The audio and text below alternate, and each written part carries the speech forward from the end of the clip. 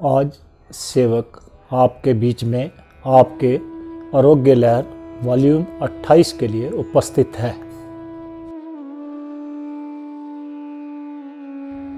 आज हम सर्वप्रथम जो हमारे किसान भाई बहन जो इस किसान आंदोलन में शहीद हुए हैं, अपने प्राण त्याग कर स्वर्गलोक को जा चुके हैं, उनके लिए प्रार्थना करेंगे अपने अपने धर्म के हिसाब से। मुस्लिम हैं तो बेशक वो कलमा पढ़ लें, सिख भाई हैं अरदास कर लें, ईसाई हैं प्रार्थना कर लें, और हिंदू हैं तो वो भी प्रार्थना कर लें। तो आज हम सब प्रथम, और इसमें सेवक को थोड़ा कष्ट ये भी हुआ कि एक किसान भाई दीपक जी जो कि बरनाई रोड जम्मू में रहते थे, उनका भी लंगर बनाने के लिए गए हुए थे, तो उनका भी देहावसान इसी दौरान हुआ है। तो आज उनको भी हम श्रद्धांजलि देंगे, क्योंकि वो गरीब होते हुए भी सेवा बहुत करते थे। जहाँ पे भी उनको लंगर का पता लगता था तो अपनी फ्री सेवा देने के लिए पहुँच जाते थे। इवन सेवक के साथ उन्होंने हरिद्वार में भी पलोरा वाले बाबा जी के आश्रम में भी बहुत बारी लंगर बनाया है, और वो अकेले ही ऐसे पर्सन थे कि 100-200% का लंगर तो अकेले ही बना लेते थे। तो इसलिए उनको भी हम श्रद्धांजलि देंगे। सेवक आपके बीच में गायत्री मंत्र का जाप करके 3 बार करेगा। आप अपने जिस जिस धर्म को मानते हैं उस हिसाब से अरदास प्रार्थना जो भी आप धर्म के अनुसार करना चाहें कर सकते हैं, लेकिन सेवक प्रार्थना करेगा कि 2 मिनट का समय जरूर उन आत्माओं के लिए दें कि प्रभु उनको अपने चरणों में स्थान दे। ओम भूर्भुवः स्वः तत्सवितुर्वरेण्यं भर्गो देवस्य धीमहि धियो यो न प्रचोदयात्। ओम भूर्भुवः स्वः तत्सवितुर्वरेण्यं भर्गो देवस्य धीमहि धियो यो न प्रचोदयात्। ओम भूर्भुवः स्वः तत्सवितुर्वरेण्यं भर्गो देवस्य धीमहि धियो यो न प्रचोदयात्। ओम शांति शांति शांति। अब आपके इस वॉल्यूम को 3 भागों में डिवाइड करेंगे, क्योंकि आपके प्रश्न काफ़ी अलग अलग किस्म के थे। काफ़ी क्वेश्चन किसानों के आंदोलन पर थे, और काफ़ी क्वेश्चन कोरोना की मेडिसिन के ऊपर थे, और कुछ क्वेश्चन जो थे 30% के करीब वो थे आपने सर्वाइकल स्पॉन्डिलोलिसिस प्रॉब्लम के लिए, अपने शोल्डर में दर्द के लिए, अपनी गर्दन में दर्द के लिए आपने पूछा है। तो इसलिए हम सर्वप्रथम तो डिस्कस करेंगे, क्योंकि वैक्सीन जो है अभी आने वाली है और उसको लगाना भी शुरू करने वाली हैं गवर्नमेंट्स। तो इसलिए सर्वप्रथम पहले भाग में हम वैक्सीन को डिस्कस करेंगे, और दूसरे भाग में सेवक डिस्कस करेगा आपके साथ कि ये जो किसानों का आंदोलन है इसके विषय में सुप्रीम कोर्ट ने क्या कहा है, और आपसे एक वीडियो भी शेयर करेंगे पुण्य प्रसून वाजपेयी जी की, जो कि सुलझे हुए जर्नलिस्ट हैं। उसके कुछ अंश आपसे शेयर करेगा, आपको उससे भी काफ़ी कुछ स्पष्ट हो जाएगा। और तीसरे भाग में आपके साथ हम साझा करेंगे कि आपको जो कमर में दर्द है, कंधों में दर्द है, गर्दन में दर्द है, सिर में चक्कर आते हैं, उस प्रॉब्लम के विषय में डिस्कस भी करेंगे और आपको सल्यूशन भी बताएंगे। अब भाग 1 के लिए सेवक न्यूज़पेपर की सहायता लेगा। सेवक ने टाइम्स ऑफ इंडिया और इकोनॉमिक टाइम्स के कुछ डेट्स के 4/1/2021 से लेकर 11/1/2021 तक के न्यूज़पेपर रखे हैं। इनमें से आपके साथ डिस्कशन करेगा कि सेवक ने, क्योंकि आपने सेवक को पूछा था कि आपने ऐसा क्यों कहा कि राष्ट्रपति महोदय या प्रधानमंत्री जी एवं हमारे माननीय मिनिस्टर पहले लगवाएं और उसके बाद पब्लिक में लाएं। अब आपको ये स्पष्ट हो जाएगा जब आपका सेवक ये न्यूज़पेपर की कटिंग से आपको ये बताएगा कि कोविशील्ड और कोवैक्सीन वैक्सीन क्या है। देखिए, हमारे जो हैं the drug controller of India DCGI ने संडे को 3/1/2021 को कंडीशनल इमरजेंसी ऑथराइजेशन किया है सीरम इंस्टीट्यूट ऑफ इंडिया की कोविशील्ड मेडिसिन के लिए और भारत बायोटेक की कोवैक्सीन मेडिसिन के लिए। लेकिन इसमें कई डॉक्टर्स ने इस चीज़ के ऊपर ये भी कहा कि ये जो मेडिसिन है, ये मतलब एक तो क्या था कि एक डॉक्टर साहब ने तो यहाँ तक कह दिया था कि ये जो कोवैक्सीन है ये प्योरली वाटर है, नथिंग देन वाटर। जैसे ही कृष्णा एलाजी जो CEO हैं, chief executive officer of Bharat biotech, उन्होंने जब ये डिस्क्लोज किया अपनी स्टेटमेंट्स में कि ये जो मेडिसिन है कोविशील्ड, इसके इन्होंने फैक्ट्स जो हैं सुप्रेस किए हैं। क्यों क्या? वो उनका कहना था कि इन्होंने ये मेडिसिन के शॉट देने से पहले लोगों पार्टिसिपेंट्स को पैरासीटामोल की टैबलेट दी थी।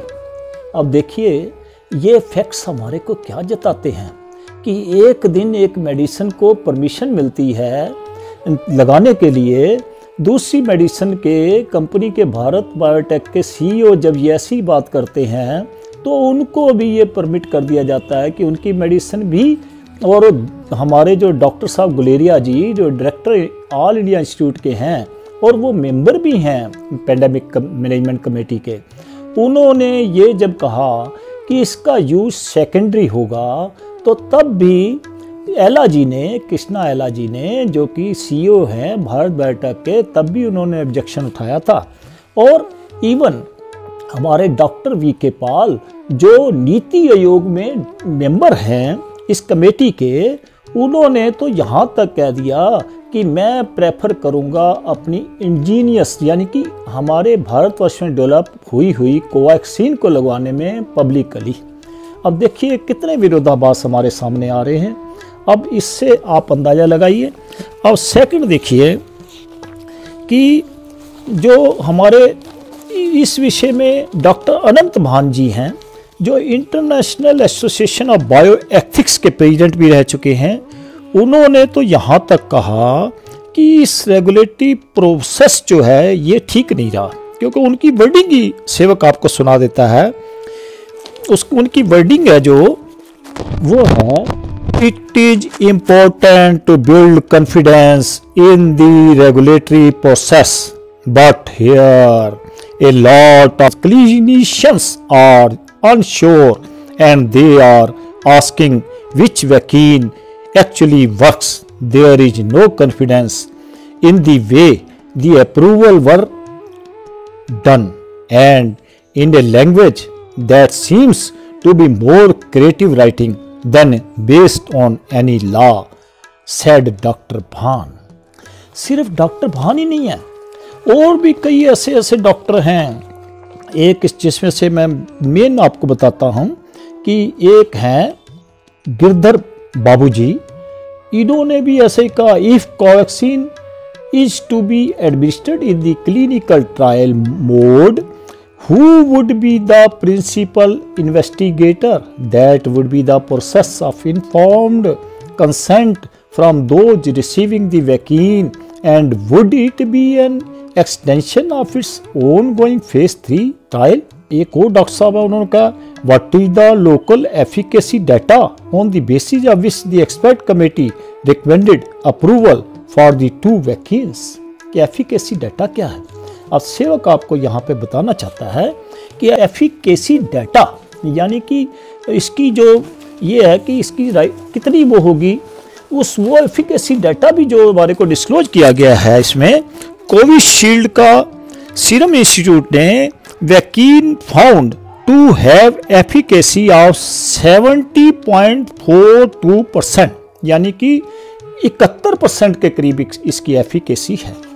और दूसरी जो है हमारी कोवैक्सीन मेडिसिन जो है उसकी एफिकेसी का तो अभी कोई पब्लिकली डिस्क्लोज नहीं किया गया, लेकिन उसके विषय में सेवक आपको ये जरूर कहना चाहेगा कि जब सीरम इंस्टीट्यूट ऑफ इंडिया के CEO अदर पूनावाला ने जब 3/1/2021 को टीवी इंटरव्यू में ये कहा कि 3 मेडिसिन प्रूव्ड हुए हैं एफिकेसी में, Pfizer, Moderna AstraZeneca. Rest of the medicines are safe as water, यानी कि उन्होंने एक किस्म से कोवैक्सीन पे रिमार्क किया था कि वो पानी की तरह है। उसके बाद जैसे कि सेवक ने आपको बताया कि भारत बायोटेक के चेयरमैन कृष्णा एला ने 4/21 को जब ये एस्ट्राजेनेका की जब बात देखी तो उन्होंने कहा कि इसके फैक्ट्स को सुप्रेस किया गया है कि ये दवाई से पहले पैरासीटामोल देते थे। तो अब यहाँ से अंदाजा लगाइए आप कि सेवक आपको क्या और क्या बताए इसमें। ये तो मैं फैक्ट्स वो बता रहा हूँ कि अगर न्यूज़पेपर वालों ने इंटरव्यू की डिटेल दी है और ये आपके सामने है, और सिर्फ इतना ही नहीं है, सेवक ने तो यहाँ तक पढ़ा है कि इवन पंजाब गवर्नमेंट ने तो इनको अपने यहाँ पे यूज़ के लिए भी अभी मना किया है। उन्होंने तो कहा है कि हम अभी इसको अलाउ नहीं करेंगे अपने यहाँ पे। कि उन्होंने क्या कहा, Punjab says this expert panel has advise against use of Covaxin at this stage, और Chhattisgarh would not accept Covaxin till it clears phase 3 trial and efficacy data is put out in public domain.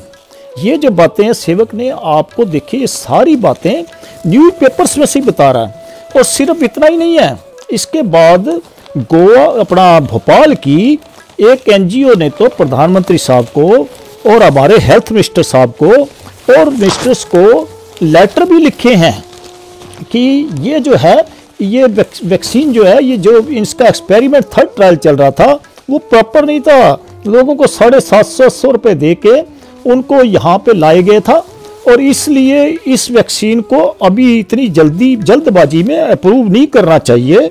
सेवक आपको उस NGO का नाम भी अभी ढूंढ के बताता है कि वो कौन सी एनजीओ है जिसने ये कहा, Bhopal events cast shadow over Bharat Biotech. ये जितेंद्र नारवा की एक जो वहाँ पे भोपाल के थे, उनकी डेथ हो गई थी।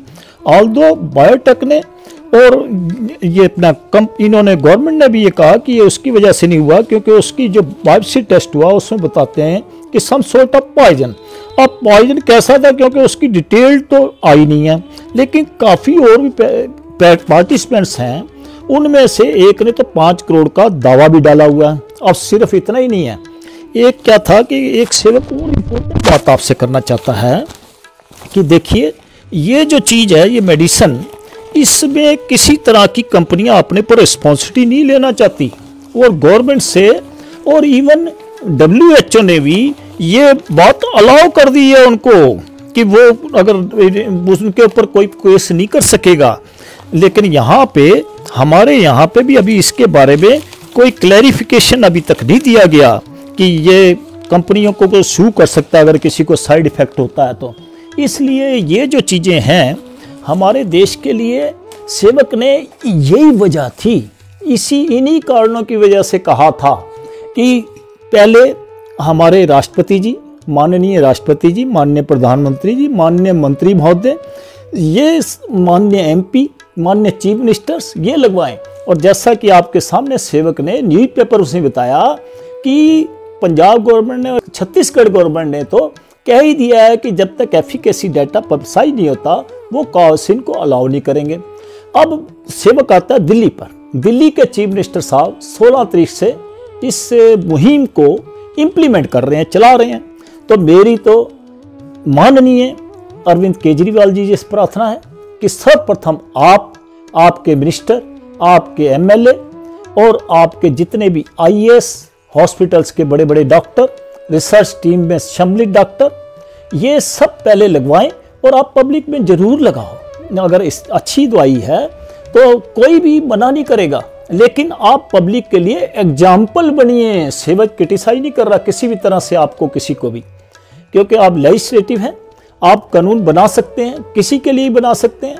लेकिन सेवक आपसे ये जरूर कहेगा कि आप पब्लिक के लिए एग्जाम्पल बनिए। सर्वप्रथम आप लगवाइए, तब पब्लिक को लगवाइए।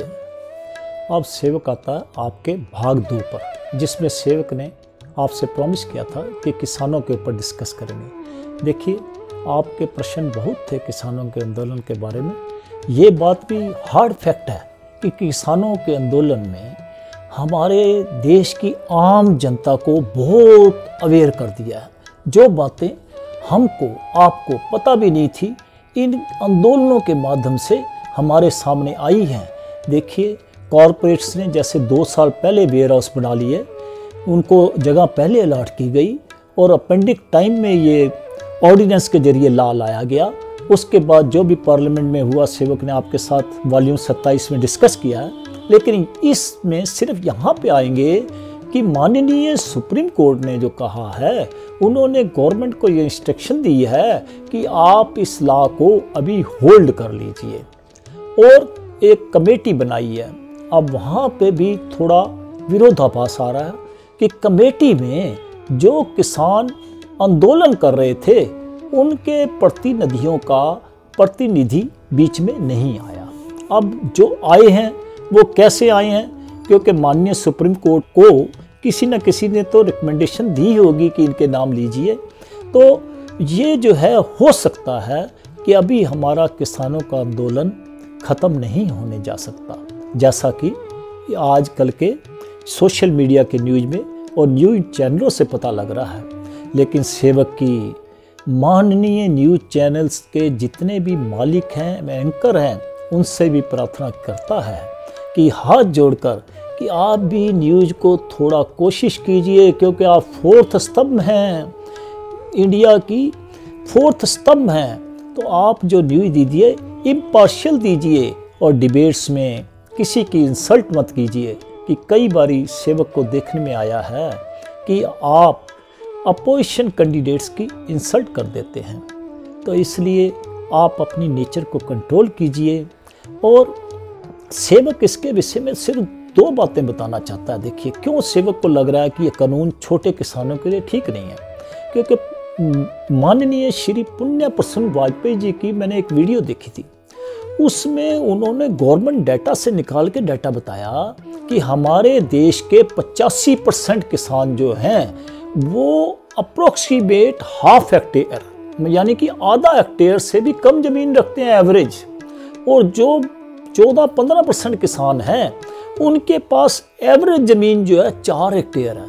अब आप सब यहाँ से अंदाज़ा लगाओ कि जब इतनी कम ज़मीन होगी तो ये लोग कैसे पुल ऑन कर पाएंगे। अभी फिलहाल भी आप देख रहे होंगे कि बड़ी बड़ी कोर्टों में कौन जा पाता है। क्या हम और आप बड़ी कोर्टों में जा पाए हैं या जा सकते हैं? बड़ी बड़ी कोर्टों में कॉर्पोरेट ही जाते हैं, वो लाखों रुपए वकीलों को भी देते हैं। इवन सेवक अपना ही एग्जाम्पल देता है अपनी ऑफिसर एसोसिएशंस के और अपने ऑफिसर्स के, कि हम 2000 में रिटायर हुए थे, लेकिन आज तक हम अपनी पेंशन की जो डिस्पैरिटी है उसको दूर नहीं करवा सके, क्योंकि हमारे पास इतने फंड्स ही नहीं है कि हम अच्छा एडवोकेट करके सुप्रीम कोर्ट में आर्गूमेंट करवा सकें। तो इसलिए छोटा किसान बेचारा, जैसे कि प्रोसेस है, जैसे आपसे वॉल्यूम 27 में ऑलरेडी सेवक डिस्कस कर चुका है कि ग्रीवेंसी बोर्ड होगा, उसके बाद एसडीएम कोर्ट होगी, उसके बाद डीएम होगा, उसके बाद आगे कोर्ट्स होंगी। तो छोटा किसान कैसे इनको पुल ऑन कर पाएगा अगर कोई ऐसा डिस्प्यूट राइज हो जाता है तो। इसलिए सेवक की आज भी गवर्नमेंट से प्रार्थना है कि आप इन कानूनों को वापस लेकर दोबारा से किसानों के साथ, उनके संगठनों के साथ डिस्कस करके पार्लियामेंट में लाइए और इसको कानून को अच्छा बनाकर पास कीजिए, ताकि आम किसान भी प्रसन्न हो जाए और आपका कार्य भी सुचारू रूप से चलता रहे। और इसके साथ ही आपका सेवक पुण्य प्रसन्न वाजपेयी जी की वीडियो के कुछ अंश, कुछ फ्यू मिनट्स के शेयर करेगा, जिससे आपको और क्लियर हो जाएगा। अगर यह स्थिति इस देश के भीतर में है, तब यहां पर सवाल यह है कि अगर छोटे किसान ही इस देश के भीतर में वोट बैंक है और इस देश के भीतर में जो मजदूर है, ओवरऑल मजदूर का 45% खेती से जुड़ा हुआ है। लेकिन इस दौर में तो और स्थिति नाजुक हो गई, खास तौर से जो लॉकडाउन की स्थिति आई, तो वह वर्कफोर्स भी जो प्रवासी मजदूर के तौर पर अपने गांव में लौटा है, वो वहाँ क्या कर रहा है? मनरेगा में जुटा है या अपनी खेती में मदद कर रहा है? और एक एनजीओ के जरिए जो चीज़ें, एक डॉक्यूमेंट सामने आया, उसने बताया कि इस देश में मौजूदा वक्त में जितने भी लेबर हैं, उसका लगभग 65% लेबर खेती से जुड़ा हुआ है। बड़ी न्यूनतम जरूरतें होती हैं। उन न्यूनतम जरूरतों को पूरा करने के लिए क्या किसान सम्मान निधि है? उन न्यूनतम जरूरतों को पूरा करने के लिए क्या जनधन योजना है? उन न्यूनतम जरूरतों को पूरा करने के लिए क्या उज्ज्वला योजना है? उन न्यूनतम जरूरतों को पूरा करने के लिए क्या सीधा आने वाले वक्त में कुछ कैश का ट्रांसफर है करना है? सुप्रीम कोर्ट क्या यह नहीं देखेगा? कोई भी देश सेंटर के द्वारा दिए जाने या सत्ता के द्वारा दिए जा रहे पैसे के आधार पर नहीं चलता। सब्सिडीज दी जाती है। सब्सिडीज इस देश में बड़े बुजुर्गों को भी दी जाती है, मिडिल क्लास को भी टैक्स में दी गई और कॉर्पोरेट को भी टैक्स में दी गई है। पिछले ही साल दी गई, 2019 में ही कॉर्पोरेट को टैक्स में रियायत दी गई। तो सब्सिडी किसानों को मिलती है, तो इसमें कौन सी बड़ी बात है? और किसानों के इनपुट की कीमत बढ़ गई, उस दिशा में आपने नहीं देखा कि उनकी सब्सिडी मिलने वाली कीमत भी इस दौर में एक ऐसी सिचुएशन में लाकर खड़ी हो गई जहां पर उसको सब्सिडी जो पहले मिलती थी और आज जो मिलती है, तो आज मिलने वाली सब्सिडी में पुरानी सब्सिडी की तुलना में कॉस्टली चीजें क्यों हो गई? यह भी एक सवाल है। और आउटपुट की स्थिति अगर आप ओपन मार्केट में खोल रहे हैं, तो उस ओपन मार्केट में अगर माल बहुत आयात होगा, जो हर कोई इस दुनिया का बच्चा जानता है कि भारत में अनाज और फसल सबसे ज्यादा होती है, तो जब वो मार्केट में लेकर आएगा तो ये कोई भी जानता है जहां लेबर ज्यादा होते हैं वहां मजदूरी कम हो जाती है, जहां प्रोडक्ट ज़्यादा होंगे वहाँ उसकी कीमत कम हो जाएगी। ये कोई भी जानता है, क्योंकि हमारे यहाँ प्रोडक्ट को आप घर में नहीं रख सकते हैं, क्योंकि आप हैंड टू माउथ हैं, यानी आज बेचेंगे तो कल कमाएंगे, कमाएंगे तो खाएंगे। इस स्थिति में पूरा देश है। तो क्या सुप्रीम कोर्ट इस बात को नहीं समझता है? लेकिन सरकार की एक अपनी पॉलिसी है, 2030 तक हमको इस पीडीएस सिस्टम को भी खत्म करना है। हम एक ऐसी सिचुएशन लाना चाहते हैं कि हमें पैसा ट्रांसफर करना पड़े। हम इस पचड़े में क्यों फंसे? बाजार में अन्न उपलब्ध होगा, आप जाइए पैसे से खरीद लीजिए, हाँ कुछ पैसा हम दे देंगे। क्या कॉन्स्टिट्यूशन इस बात की इजाजत देता है कि इस देश के भीतर में रोजगार पैदा ना हो, इस देश के भीतर में इंडस्ट्री बैठ जाए, इस देश के भीतर में किसान खत्म हो जाए, इस देश के भीतर में मजदूरों को काम ना मिले, और इस देश के भीतर में सरकार कहे कि हमने एक व्यवस्था कर ली है कि कुछ सेक्टर्स के ऊपर सीधे सीधे कब्जा अपने तौर पर इस देश के कैपिटलिस्टों पूंजीपतियों को, अगर उन पूंजीपतियों से हम टैक्स वसूलेंगे, उस टैक्स का एक हिस्सा या कमीशन लेंगे या फिर अलग अलग तरीके से माध्यमों से पैसा लेंगे, कुछ पैसा हम ट्रांसफर कर देंगे। हमारे कॉन्स्टिट्यूशन की आत्मा इस बात की इजाजत नहीं देती है, तो फिर सुप्रीम कोर्ट ये क्यों नहीं सोच पा रहा? और सुप्रीम कोर्ट सिर्फ और सिर्फ उस आंदोलन की ही नब्ज पे उंगली रख के अपने फैसले की दिशा में क्यों बढ़ रहा है? यह सबसे बड़ा सवाल है। और इस सवाल का जवाब आखिर में फिर वही है, क्या वाकई सुप्रीम कोर्ट की स्थिति ऐसी हो गई है कि वह संविधान सम्मत होकर भी कोई फैसला नहीं ले सकता है? क्या सुप्रीम कोर्ट की ऐसी स्थिति आ गई है कि वह सरकार द्वारा पारित कानून पर उंगली नहीं उठा सकता है? क्या वाकई सुप्रीम कोर्ट की स्थिति ऐसी हो चली है कि संविधान सम्मत इस देश के नागरिकों के हक को लेकर वो सवाल खड़ा नहीं कर सकता है? क्या सुप्रीम कोर्ट की ऐसी स्थिति हो गई है कि सुनवाई में वह तेवर दिखा दे और फैसले की दिशा में वह सिर्फ और सिर्फ किसी तरीके से आंदोलन खत्म हो जाए, इसी दिशा में अपने फैसलों को ले? क्या सुप्रीम कोर्ट की ऐसी स्थिति आ गई है कि वो वाकई सरकार के लिए ढाल का काम करे? या सुप्रीम कोर्ट की ऐसी स्थिति आ गई है कि वह बीच का रास्ता निकालने की स्थिति में आ जाए? जिस तरह इस देश की पॉलिटिक्स बार बार इस देश में हर चुनाव के वक्त एक बीच का रास्ता अपनाती है, फैसला लेते हुए बीच का रास्ता अपनाती है, तो फिर इस देश का संविधान क्या कहता है? हमें लगता है कि सुप्रीम कोर्ट को शायद एक बार संविधान पढ़ लेना चाहिए और इस देश को जिस सोच के साथ दर्ज किया गया संविधान के भीतर में, चाहे वो रोजगार का सवाल हो, मजदूरी का सवाल हो, इंडस्ट्री का सवाल हो, एग्रीकल्चर का सवाल हो, जीने के हक का सवाल हो, वो सभी फंडामेंटल राइट्स का ही हिस्सा है। सुप्रीम कोर्ट को फैसला बड़ा लेना होगा, अन्यथा उसकी साख खत्म हो जाएगी। बहुत बहुत शुक्रिया, बहुत बहुत शुक्रिया। अब आते हैं आपके भाग 3 पर, जिसमें कि सेवक ने जैसा आपको प्रॉमिस किया है कि आपकी जो प्रॉब्लम है, कमर में दर्द, कंधों में दर्द, गर्दन में दर्द, सिर में दर्द, कभी कभी बीपी भी हो जाना, इससे चक्कर आना, तो वो दूर करने के लिए सेवक महसूस करता है कि आपने अपने आरोग्य लहर वॉल्यूम की 20 नंबर और 21 नंबर नहीं देखी। देखिए, सेवक आपसे प्रार्थना करेगा कि ये देखो 7 या 10 मिनट की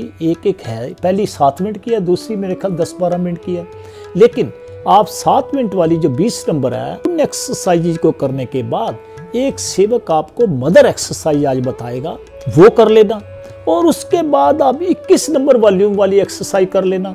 ये करने से आपके सिर्फ ना कमर दर्द, ना गर्दन दर्द, ना कंधे दर्द, ना सिर दर्द, ना बीपी, ये तो ठीक होंगे ही होंगे, ये तो नहीं रहेंगे। इसके साथ साथ आपको और भी जो पुरानी डिसीजेज हैं वो भी ठीक हो जाएंगी और आपको कोरोना भी नहीं लगेगा, क्योंकि आपका इम्यून सिस्टम स्ट्रांग हो जाएगा इससे। अब आपको सेवक अब 20 नंबर के बाद जो आपने एक्सरसाइज करनी है वो बताएगा। इसके बाद आप वॉल्यूम 21 वाली कर लेना, तो आपका ज़्यादा से ज़्यादा 25 मिनट लगेंगे। इससे आपका स्वास्थ्य ठीक होएगा, पुरानी बीमारियां भी ठीक होएंगी और जिन बीमारियों का आपने जिक्र किया वो तो परमानेंटली ठीक होंगी। आप आरोग्य लहर वॉल्यूम 20 की एक्सरसाइज करने के बाद जो एक्सरसाइज करेंगे ये मदर एक्सरसाइज है सर्वाइकल के लिए। ये देखिए, आप दोनों हाथों को सामने लाए, इनको फिंगर्स को अपने मुट्ठियों की तरफ अंदर की तरफ मोड़ा और ये थम्स को अपने आगे मिला लिया दोनों को। सांस भरेंगे। सांस भरते समय देखिए, सेवक ने आपको पहले ही बताया, सांस जितना हम भरते समय लगाएंगे उसको छोड़ते समय उससे डबल लगाएंगे और अपने अंदर कोई खिंचाव नहीं लाना। ये देखिए, सांस भरेंगे, ऊपर खींचेंगे सामने की तरफ, जितना हम प्यार से खींच सकते हैं, रोक के रखेंगे। आप धीरे धीरे छोड़ते हुए जाएंगे। जितनी देर में हमने लिया था उससे दुगनी देर, यानी कि अगर हमने 5 काउंट किए थे सांस लेते समय, तो सांस छोड़ते समय 10 काउंट किए। अब फिर दोबारा ऊपर जाने के बाद सांस लेंगे। अब फिर ऊपर की तरफ खींचेंगे सांस को रोक के, फिर धीरे धीरे सांस छोड़ते हुए आएंगे, सामने आएंगे, फिर सांस लेंगे, 5 तक काउंट करेंगे, आगे की तरफ खींचेंगे और रोक लेंगे, 5 तक काउंट करेंगे, धीरे धीरे नीचे आएंगे छोड़ते हुए,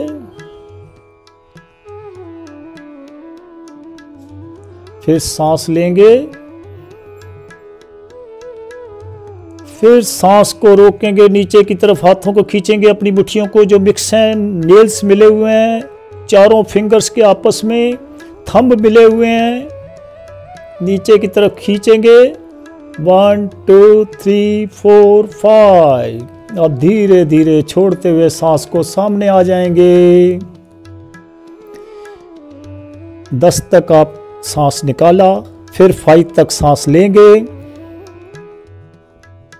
अब आगे की तरफ खींचेंगे, सांस को रोक के रखेंगे, नेल्स आपके मिले हुए हैं, आपके थंब मिले हुए हैं, 1 2 3 4 5। अब सांस छोड़ते हुए ऊपर की तरफ जाएंगे।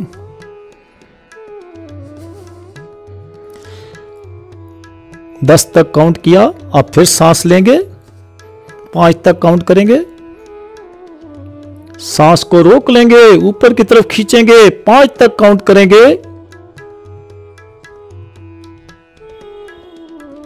फिर धीरे धीरे सांस को छोड़ते हुए, काउंटिंग करते हुए 10 तक सांस को निकाल देंगे, फिर सांस लेंगे, आगे की तरफ खींचेंगे, सांस को रोककर 5 काउंट करेंगे, फिर सांस छोड़ते हुए नीचे 10 काउंट करते हुए छोड़ेंगे 10 में, फिर सांस लेंगे, अब नीचे की तरफ खींचेंगे, 5 तक काउंट करेंगे, सांस को रोक के रखेंगे,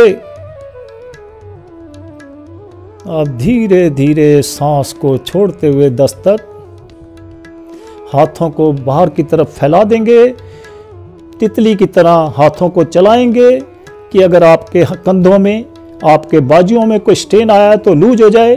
थोड़ा सा ऐसे ऐसे कर लेंगे, मल लेंगे, थोड़ा सा आपकी नर्व्स लूज हो जाए। अब इस एक्सरसाइज के करने के बाद आपने आरोग्य लहर वॉल्यूम 21 की एक्सरसाइज करनी है। अगर आप ये तीनों कर लेंगे तो आपको ये कोई भी किसी भी तरह का इसमें से रोग नहीं रहेगा जो आपने पूछे हैं, और इसके साथ साथ आपके पुराने रोग भी ठीक होंगे और साथ में आपका इम्यून सिस्टम स्ट्रांग होगा, कोरोना आपको टच भी नहीं करेगा। क्योंकि आज सेवक महसूस कर रहा है कि वीडियो लंबी बन रही है, तो इसलिए अब सेवक अपनी वाणी को यहीं विराम करता है और आप सबसे जय हिंद, जय भारत।